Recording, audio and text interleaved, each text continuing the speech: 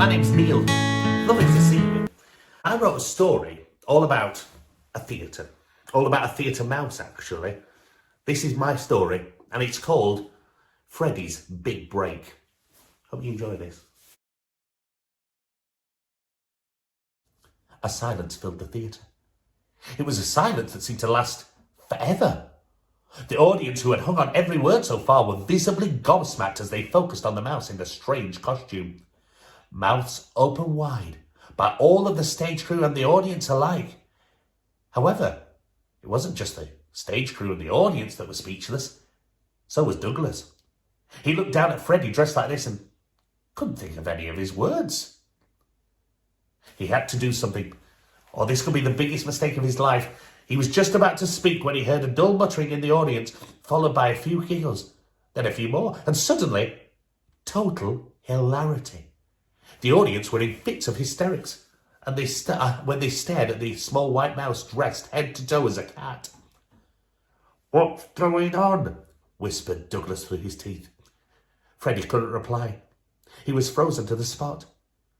"Well, do something," urged the owl, as Freddy gulped. But he couldn't, until he heard, "Go on, Freddy. You can do it." Freddy looked into the wings, and there she was, Emily. She smiled at him, gave him a wink, and said, "This is it." She was right. Suddenly, Freddy's voice softly squeaked. "Hello, Owl. What a pleasant surprise." The mouse's first line could hardly be heard over the audience's laughing. But Freddy gave Douglas a desperate look, to which the owl raised his eyebrows and whispered, "Well, kid, it's not too late to go back now, so here we go. Emily's right. This is it. Let's see what you're made of." Freddy delivered his line again, this time slower and more assertive. "Hello, Owl. What a pleasant surprise." Strangely enough, the laughter subsided as the audience, now curious at what the mouse had to say, drew quiet. "A trip on your pea green boat, Owl. That sounds lovely." Douglas smiled. Freddy smiled. The whole crew backstage and Emily all smiled. He was doing it.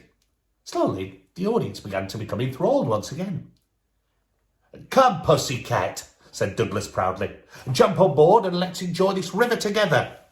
And with that, Douglas encouraged Freddy to say the next line. And then the next, until soon the play was continuing as if nothing had happened. Freddy was the total professional and performed the part to perfection. Some may even say better than Sir Reginald. The remainder of the play just whizzed past until, "Come, pussycat, let's dance by the light of the moon." And that was that. The final line was performed and the curtains closed. As the curtains reopened, a wall of sound hit the actors, but this was no ordinary sound at all.